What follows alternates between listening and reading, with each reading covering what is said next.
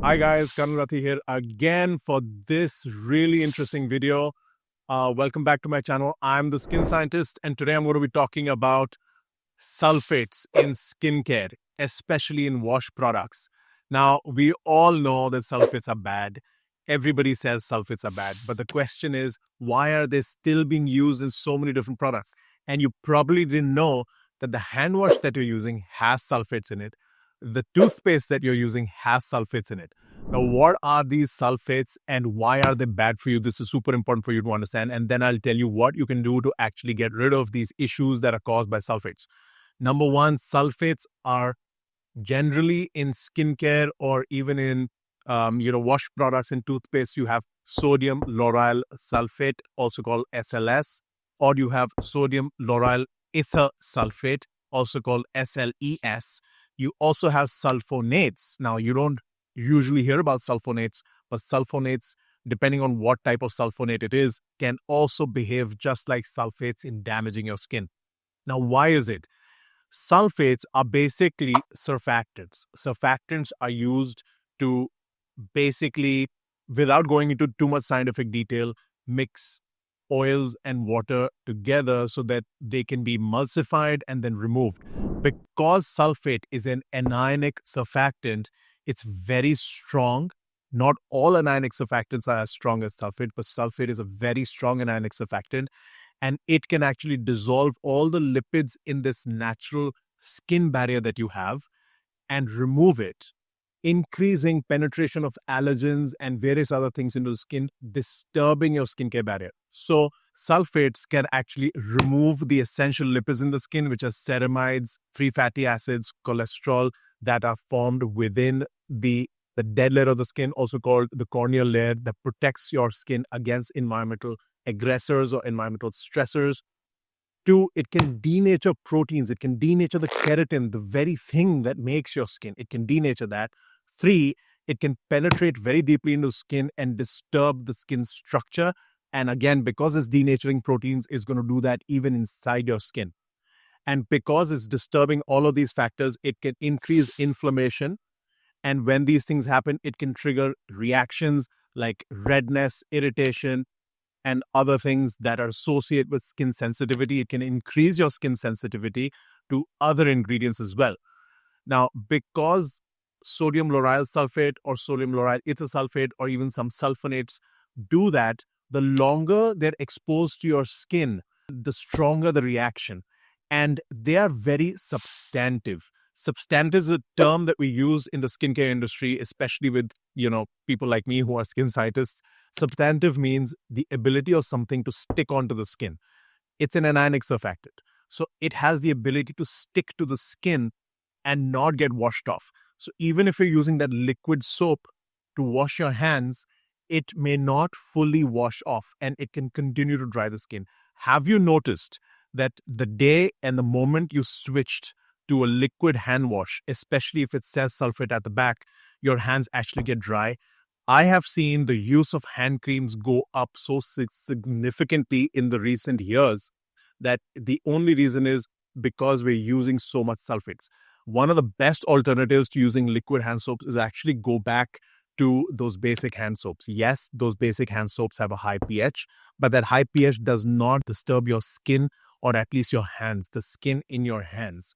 Because your skin in your hands is very thick, it doesn't get disturbed by that. It's much better to use regular bar soaps than to use liquid hand soaps made with sulfates. The other thing is you can also use liquid hand soaps that don't have sulfates in it. So sulfate-free formulas are actually good for you because they're not going to accumulate.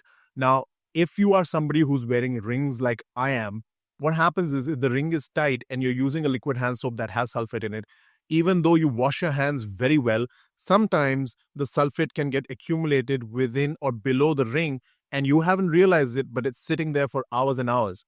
And that can cause redness, dryness, and it's almost like the area in that skin has become burnt. You can see some of these images over here, and you can see how below the ring, some people get burns. Now, they think that the ring is causing some sort of an allergy. It's not true. You've been wearing that ring for a very long time. It's just that you're using a liquid soap or you're using a shampoo that has sulfates in it, and it's gotten stuck between the skin and the ring. And because it's there for a very long time, it's caused extreme disruption in the skin over there. And that has led to water loss. And the water loss has led to roughness and almost symptoms like it's gotten burnt.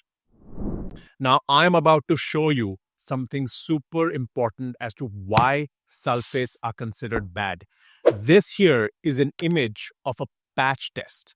A patch test is a test done to prove whether or not a skincare product is harming the skin, or any ingredient for that matter is harming the skin. When skin gets harmed, we need to know if the skin is harmed 100%, what does it look like?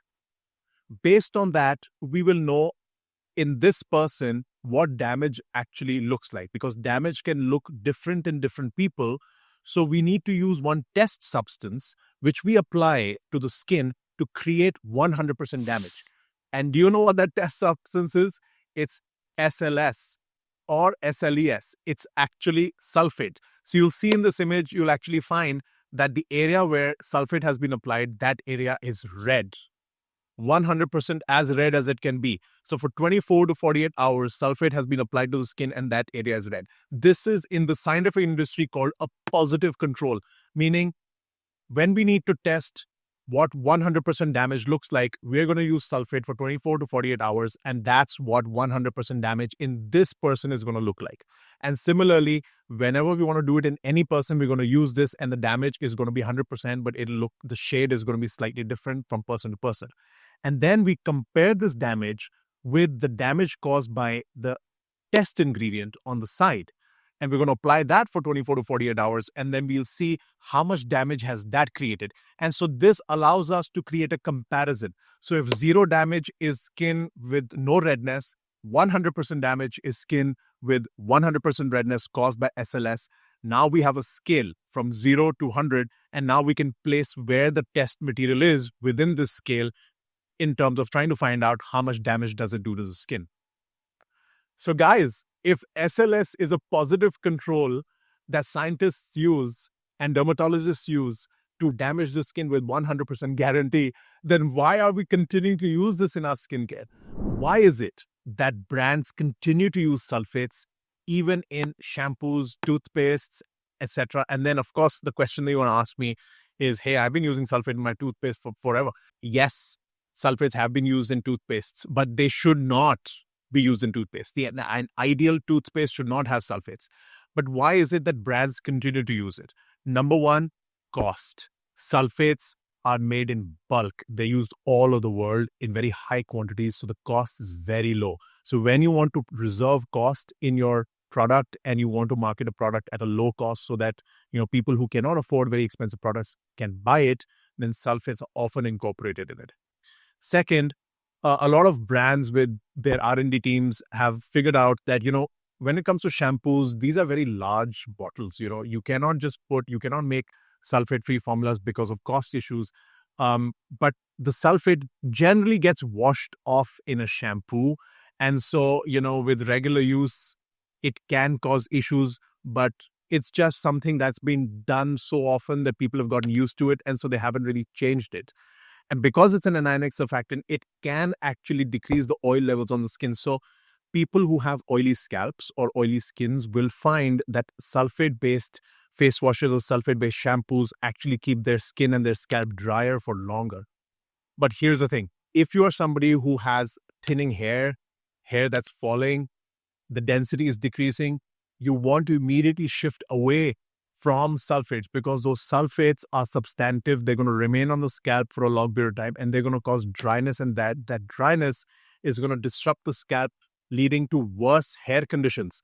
So if you want the first step to take when it comes to increasing your hair density, then switch to sulfate-free shampoos. Now I come to the big question. Why is it being used in toothpaste, and then why is it bad for the skin? And I'll tell you the truth today. When you use toothpastes, the toothpaste interacts with the inside of your mouth. That layer is different from the skin. The inside of the mouth is the mucosal layer. The mucosal layer regenerates very quickly. Okay, have you seen, if you've ever bit yourself, that within 3 days, usually that area is already healed? But if you cut your skin, it takes weeks for that area to heal, right? So the skin regeneration inside the mouth, in the mucosal layer, which is the epithelium layer that is, covered, basically our mouth is covered with, that layer regenerates very quickly. And because you're eating and drinking and you're washing your mouth and saliva is constantly getting secreted in your mouth, any sulfate that has been deposited, that substantivity of the sulfate, because of that property has got deposited, that sulfate is going to get washed away. And the skin cells are going to die and they're going to flush it off. So sulfate actually doesn't remain in your mouth for very long. So it's not going to cause those issues. But it's going to cause those issues on your scalp. It's going to cause those issues on your skin because your skin is not getting washed off every day. You're not washing your face 10 times a day. You wash it once and then you're back to work. And then, you're spending 12 hours at work, 8 hours at work, and you only wash your face when you come back. And a lot of us use makeup. A lot of us use skin creams. A lot of us use sunscreens. We're not going to wash your face every 20, 30 minutes, but your mouth is continuously secreting saliva. You're talking. And so all of the sulfate is going inside your body. Yes, it is naturally derived. Your body can metabolize it. It's not safe. But then you don't really get that much quantity of sulfate that goes inside because you've usually rinsed out your mouth after brushing your teeth. So with that, now you know why sulfates are generally okay for use in toothpaste, although my preference is still sulfate-free toothpastes. Those are available in the market. You can try and find them. My preference is that, but brands continue to stick to sulfate because it's low cost, it's readily available, it has been used for so long, people have got used to it, and there's just no way to move from sulfates to sulfate-free formulas while retaining that conditioning effect and without increasing cost. There's no way. So that's the reason why brands can use it. My preference is, again, to go sulfate-free. My whole fundamental is, as a skin scientist, avoid sulfates as much as possible. Switch to sulfate-free products, whether it is your hand wash, whether it is your face wash, whether it is your mouthwash, whether it is your shampoo, or whether it is your toothpaste. Try and avoid sulfates as much as possible. And as the industry and as brands start using sulfate-free alternatives, the cost is again going to come down. This is a trend that has already started, and I think is going to continue to go on. But today, you've actually gotten to know why sulfate is bad. It doesn't make sense to use sulfates, and you probably didn't know about toothpastes. And now that you know better, you're going to make better decisions when it comes to your skincare. So hit that like and subscribe button. Watch my other videos where I'm talking about how vitamin C is destroying your skin, why hyaluronic acid doesn't work, why sunscreens don't work in the way that you're using it, and various other things that I'm going to talk about. Share this video with people you think will find this interesting and really need to stop using sulfates, okay? And like and subscribe, like I already said. Comment in the comment section below. Ask me questions. What's your skincare regime right now? What are you doing? Any other ingredients that you want me to talk about? Any other skincare topics you want me to talk about? Or any other secrets that you want me to expose of the skincare industry? Tell me in the comments, and I'll see you in the next video. Bye.